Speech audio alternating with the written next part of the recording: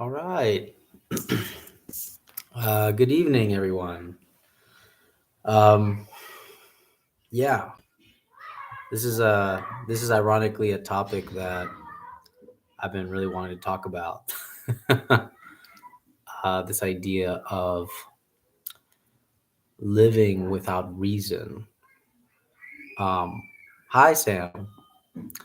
One of the troubling things that I've begin to notice about giving reasons is that giving reasons imply what I call a shadow of reason. What does that mean? It means that when somebody tries to find a reason to live, they are also finding a reason to die. Um, what do I mean by that? It means that finding a reason to live implies within itself finding a reason to die. Because without that reason is also the implicit reason to die, basically. And you see a lot of people doing this, right? You see a lot of people trying to find reasons to live. But simultaneously, if you find a reason to live, you also find a reason to die. And when that reason is gone, the reason to die becomes very apparent, very real, very sudden. Um, you could say it's what initiates the crisis in our lives, right? Because we found something that gave us reason to live, reason, a meaning. What's funny about finding meaning is that implicit within finding meaning, there is finding the meaninglessness that is also there. Um, so, my work on passion has been to not give reasons for doing what you're doing, or to at least acknowledge that when you give reasons, the reasons themselves cannot possibly encapsulate why you are doing what you are doing, if that makes any sense. My favorite example is like when you really love something and somebody out of curiosity goes, "Why do you love reading philosophy? Why do you love that?" Um, the person that knows that they love philosophy, or the person that loves philosophy, struggles with giving this answer because they know that if they give a reason for why they love philosophy, they know that this does not capture or fully explain why philosophy is so attractive to them, why philosophy has such a pull on their lives.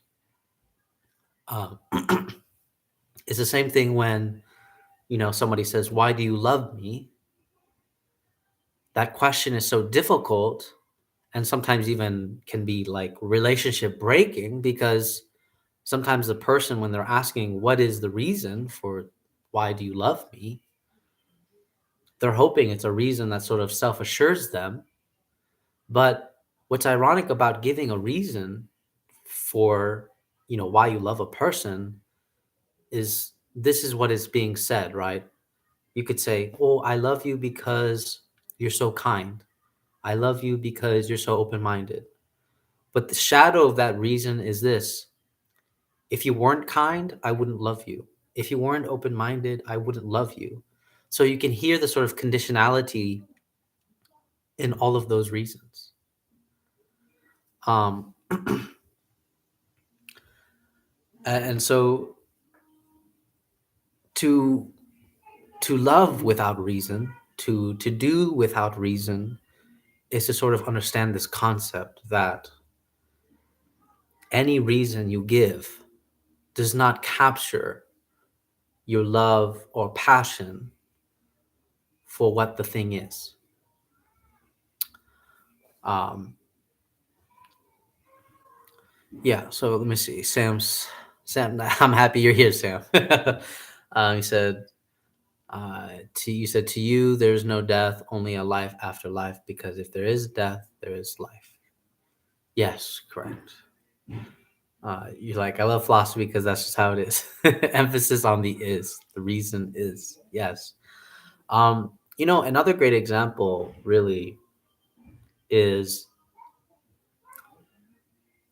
the difficulty with giving reason. Also, I don't know if you ever had. I'm pretty sure we've all had this experience, right?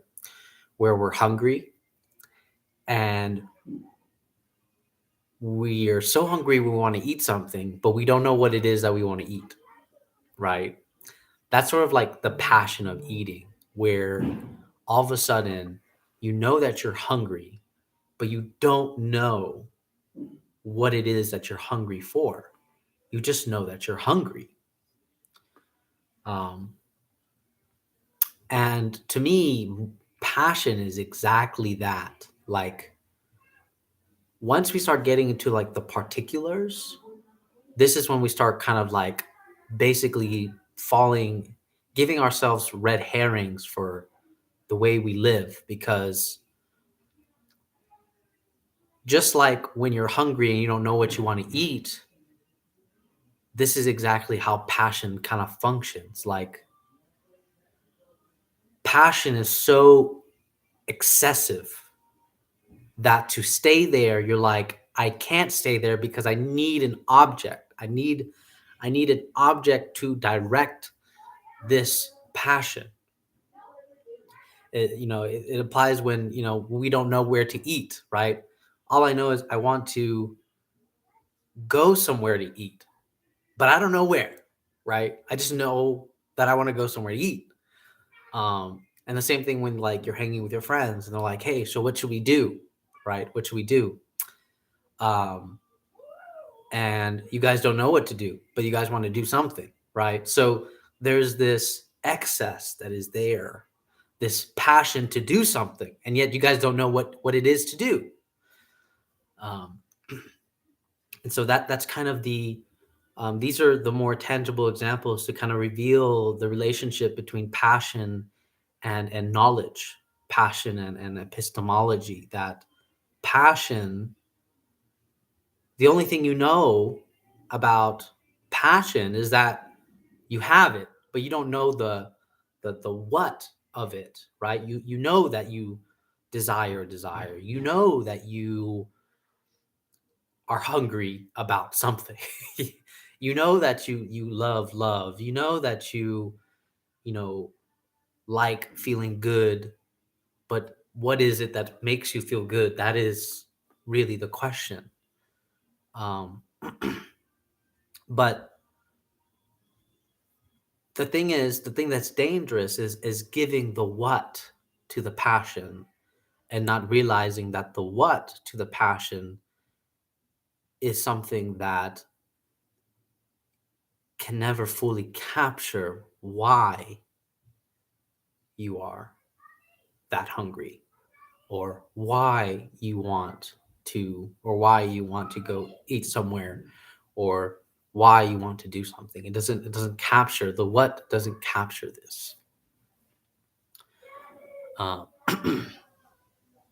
that's why this is why I say to live without reason is this exact kind of thing that I am wary about giving a reason to live, because implicit within giving a reason to live is also giving a reason to not live. But living without reason is sort of understanding the excess of this, is dwelling in the excess of it. Um, and I know, like, philosophically, right, living without reason is a reason, right? It's still a reason, right? But it's a reason that allows you to sort of not get captured by the red herrings of the what. Um, it's sort of I still have to write this paper. It's sort of the difference between what I call compression and condensing.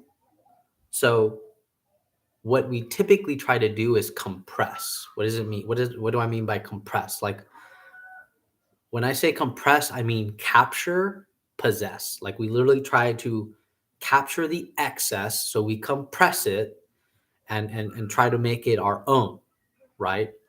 But condensing is knowing that it's impossible to capture the excess, but you still have to give a reason. You still have to make a choice. You still have to take a risk, but you also understand that there's something that's unintelligible about it. So you condense it, right? It's like when somebody summarizes a book for you, the purpose of them summarizing a book for you is that they sort of hope that this engages you enough to want to read the book. Or maybe it helps you engage enough to not want to read the book.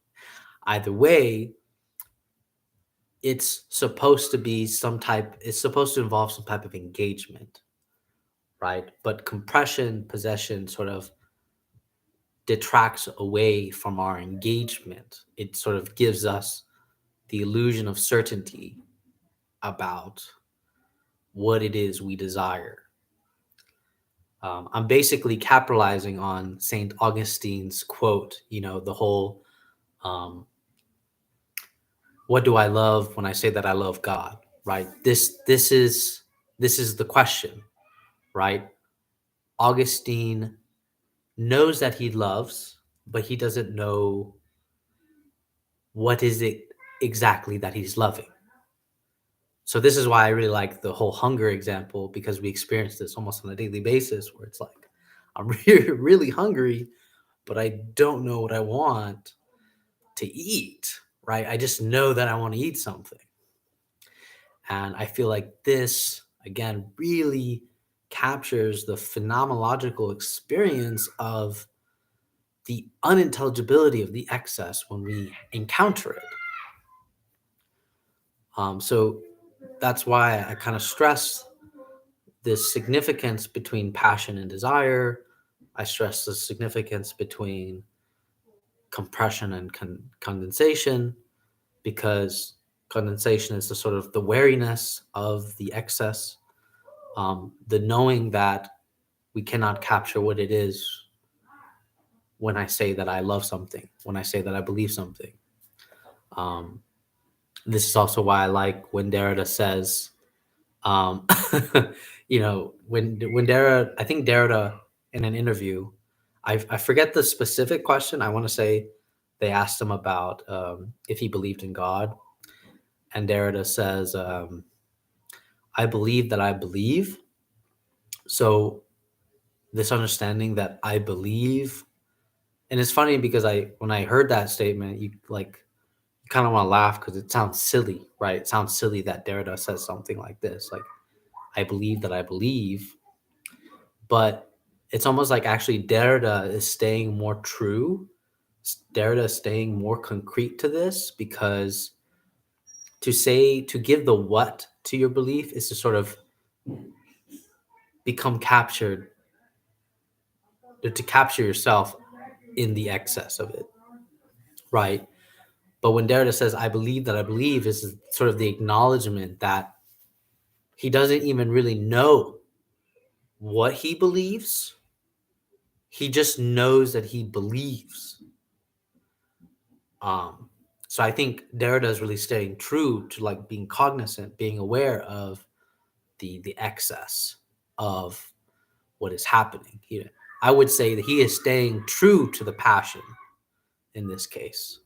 Let me see, Sam. You say, I never know what I want to eat except sushi. I always want to eat sushi, which is probably bad. I wonder if we actually achieved capturing it, then subjectively would go away and the moment would stop. Well, I mean, with food, it's kind of funny because, like, like you're kind of saying, with food, we never really capture eating food. Like, we're always hungry, so to speak, right? You could say, oh, there's times when I'm not hungry, but that time that you're not hungry is just in preparation for the next time that you will be hungry, right? Sort of like it postpones itself, like being full sort of just postpones itself for the next hunger to stay hungry, right? Um, maybe not subjectivity, but desire. Yeah. But you see, the difference between what I call passion and desire is that passion is without an object. Desire implies an object of desire. Like desire has to have an object of desire, right? But you see, the transition from passion to desire is exactly that moment when you're really hungry and you don't know what to eat. That's when the object of desire is starting to formulate and become created, because you literally cannot remain in that excess. Like it's impossible for us to remain in that excess, basically. But what I'm arguing in this case is that even though it may be impossible to remain in that excess because it's ultimately frustrating, you can be cognizant of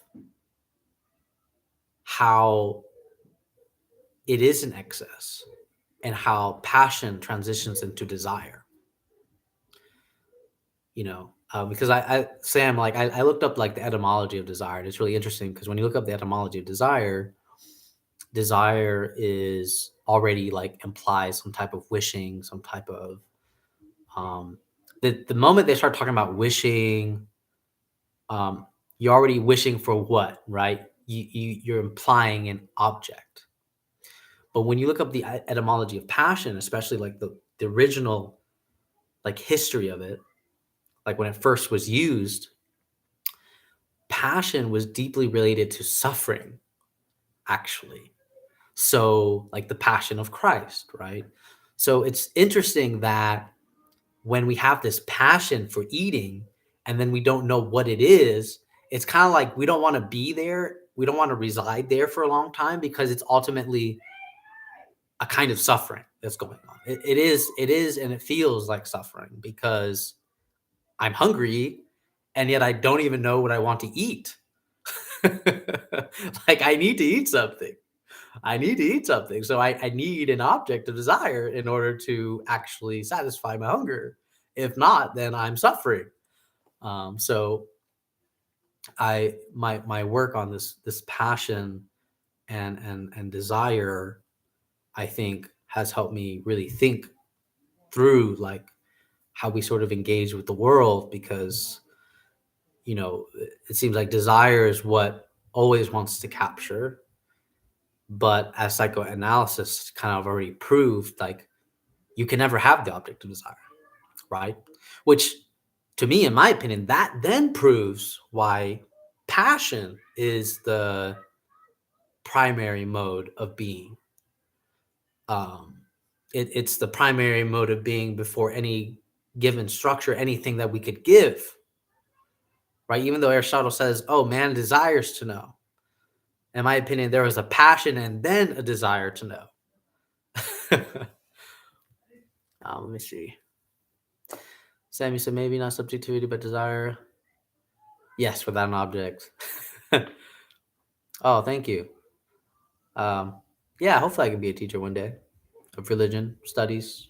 I don't know, teaching something. I don't know. I don't know what I would teach, but maybe not teach. I could teach here too, right? We could teach anywhere. Yeah, I'm glad you like I'm glad you enjoyed that difference between passion. You're finding interesting. Yeah.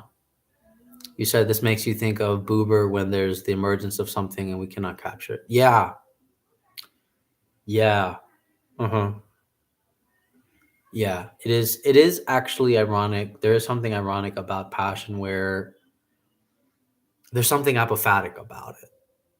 There's something unintelligible about it. Um, where, again, you know that you love something, but you don't know why. You don't know what. And I think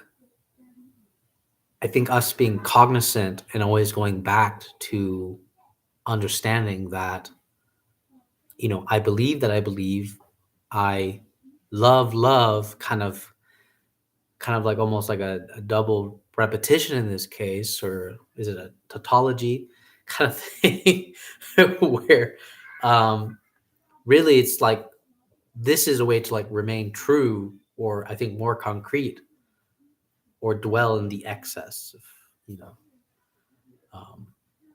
because I think that's why I'm very against now, in my opinion, like giving reasons. I guess the distinction I would make is that we shouldn't give reasons to capture something. We should only give reasons because we know that we can't capture something, but we must give a reason anyways, right? That's like sort of like the risk that we have to take. Um, and I think that's why, like for example, translators of like texts, philosophy texts are a very good example. I think in like literally every preface, a translator has to admit to himself that he can't capture the other language, right? It's impossible to capture the other language, to do a pure translation.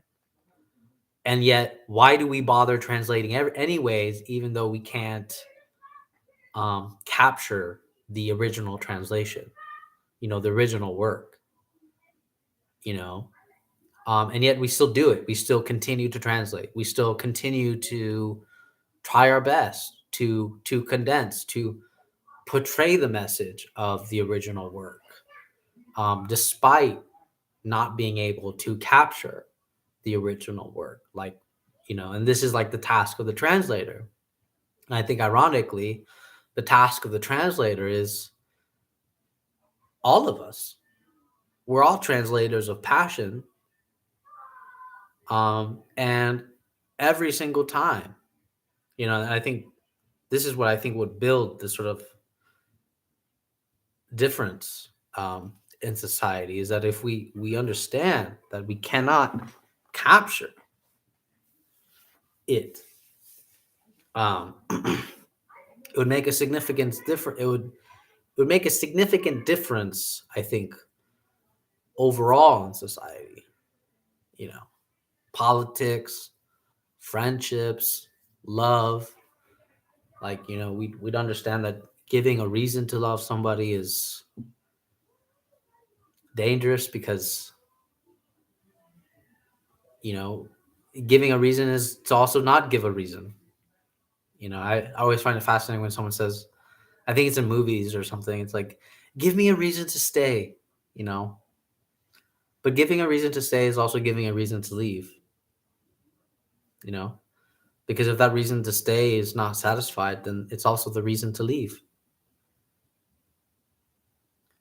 And I think that's why it's so dangerous. I'm almost like cringe now when I hear like reasons about why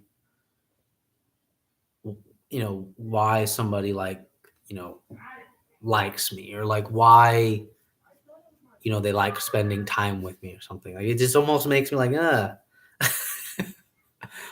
just because I'm not cognizant of that sort of the shadow of reason, that sort of haunting side of reason, where it's like, so you're saying that if you love me because you like my work, right? There's that implicit reason that the moment you stop liking my work, you're no longer going to watch me, right? You can like instantly hear that sort of conditionality to it. The moment somebody gives you like sort of positive affirmation. Um, Let me see. Sam says, not giving a reason gives space for more reasons. Yeah, yeah, absolutely. Yeah, I would say so. But those reasons must be silent and brought about in everyday action. I watch you just because. Well, actually, I mean, Milan Kundera actually, I think, wrote this in, was it in Slowness or was it in Identity? I get confused now because I've just been reading so many of his books. Um, I want to say it's in Slowness. In Slowness, it's said. And Kundera comments how, you know, the main character doesn't even like being given reasons for why he's being loved, because, you know, the same thing that I'm saying. But um, I think if I were to give a sort of theological example of what I'm talking about, really, like if I were to sort of shed away the confusing philosophical terms, it's when Jesus says, "Come as you are." It's really that simple. Like, I love you for you. I'm not going to give you a reason because I love you for you. If you want me to give you a reason, I can, but, understand that it's not going to capture why I love you. you know? Uh, so, but I think that's why when Jesus says something like, come as you are, it's this sort of like, you don't, I don't need a reason to love you. I'm not giving a reason for you to approach me, right? I don't need you to find a reason for you to approach me. Just come as you are, right? Because I'm pretty sure if I was just thinking about like historical times, maybe I'm certain the people that met Jesus, right? They're probably scared and they're probably like, I need a reason to sort of see him because he's such a holy man. He's such a, this, Messiah. And then yeah, Jesus kind of goes along and says, come as you are, you know, don't try to find a reason to see me. Come as you are. Don't be worried about your past, your sins. Um, come as you are. And I think that's what's really important about sort of living without reason, even though it's inevitable that we give reason. But I think what should be sort of implicit when we give reason is that really I am living without reason. Um, Sam says this could be why he spoke in parables, giving a direct reason for doing something. Let's go with the feeling. Yeah. hmm Yeah. No. Yeah. I think parables. It's funny because Jesus had to end up explaining the parables to his disciples. Um, but I think the parables kind of function as like a way to break the traditional logic, a way to like sort of break the reasons. Um, but I like your point on like direct reason, because it reminds me of like the other work I've been doing, like indirect and direct, which I will go into later. But this main talk is to talk about without reason. It's the same. It's the same way. I mean, I think it's because giving reason is sort of doing something that's very calculated. Um, and I think that's why even not Deleuze, but Derrida gave this wonderful speech about forgiveness. He also wrote an essay about it, and he said that forgiveness, pure forgiveness for Derrida, is for the unforgivable. And his main point was this: that if you forgive things that are forgivable, it's a calculated move. And that's what I noticed with everything else ever since he made that point. That giving a reason to live is also giving a reason not to live. I don't think it's sort of finding a way to live calculated, right? But the moment that calculation fails, you have nothing. You have nothing to live for. That's why I say when you give a reason to live, you're also giving a reason to not live.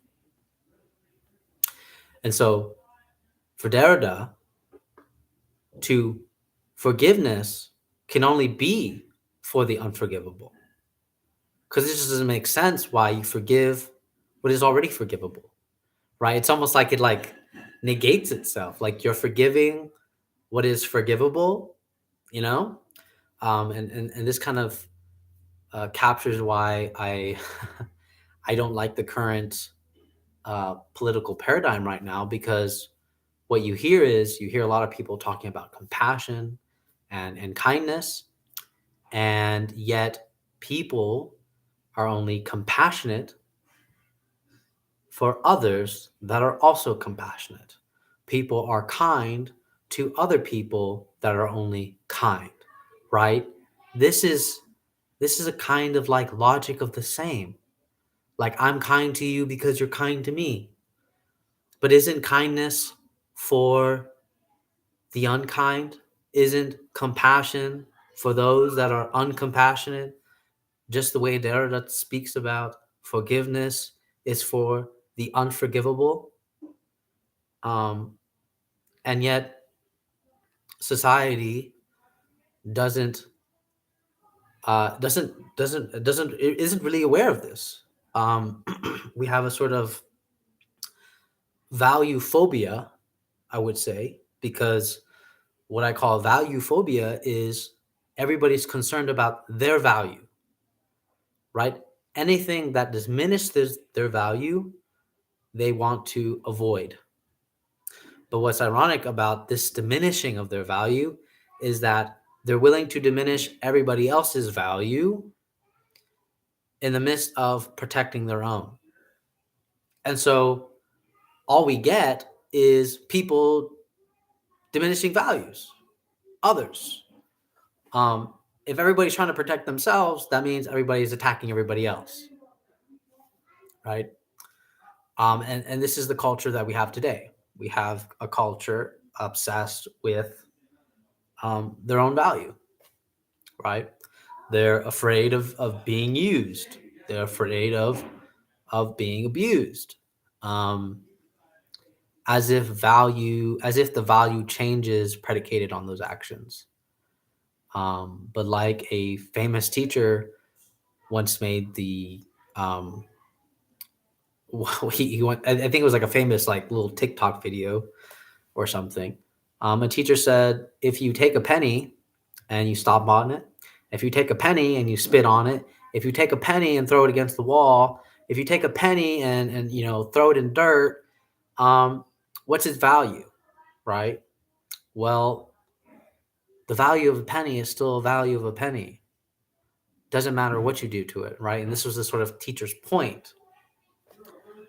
So again, we live in a society that is afraid of losing value when losing value doesn't even exist in this case. um, it almost seems like the sort of capitalistic world has sort of entered our psyches about value, that we're sort of concerned about our value, that we need to protect our value, we need to maintain our value. And yet, I mean, we're human beings. We're not a, we're not like a diamond that um, sort of diminished, has value that loses depending what's done to it. We're not fancy trading cards that sort of lose value or have value predicated on its condition. It's not like that. The value is literally unconditionable. So whatever somebody does to you, whatever happens to you, doesn't do anything to your value. Uh,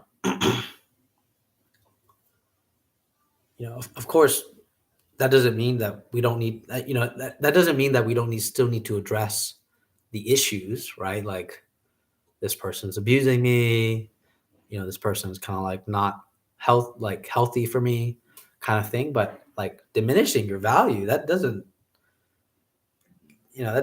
that's your value's the same. It's going to stay the same. I think what happens is that people start looking at themselves in a sort of like diminished state that isn't really true, or they start believing in the diminished state that isn't really true. um, which of course that can happen with a toxic or harmful relationship with somebody else. But um, Yeah. Sam says, love this point on forgiveness. Yeah, I mean, I love the point on forgiveness too when Derrida says it, because I was like, oh, that makes sense. That makes a lot of sense. Like forgiveness is for the unforgivable, literally for the unforgivable.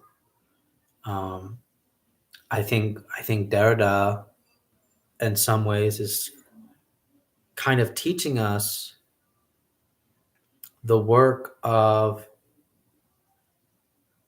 remaining unconditional. Yeah, the work of remaining unconditional is very important here, I think, because forgiving the unforgivable, that has a kind of unconditionality to it. Whereas forgiving what is forgivable is like, that is a very conditional thing, right? And choosing to not forgive the unforgivable, again, is sort of embracing the sort of conditional thing about it. So I think, having compassion for the uncompassionate, having kindness for the unkindness, um, this is, I think, more in line with the practice of passion, of unconditionality, of hospitality, um, where, and an interesting note on hospitality is that actually what's funny about hospitality is that you try to make the stranger feel as if this house is his own home, right? We say this all the time, like, "Oh, my house is your house, mi casa tu casa," right? Like we say this all the time, but there is something about it ontologically and epistemologically that is very coherent, in the sense that I I for a moment rid myself of my house, even though this is still my house. I allow it to become your house, right? And that very affordance, that very allowance, is the sort of unconditional element of allowing your home to be somebody else's home, right? So it's like your home without home, right? That's sort of the unconditional logic going on. But yeah, these are a lot of the elements that I am definitely putting in the book. Definitely been thinking about in the book. Definitely timing and passion is probably the two main points, if anything, I would want anybody to take out of the whole book. But yeah, um, that's really it. That's all I got to say. All right. I hope you guys take care. And thanks, Sam. Thanks, Sam, for joining. And I love your comments. All right. Take care. Bye, guys.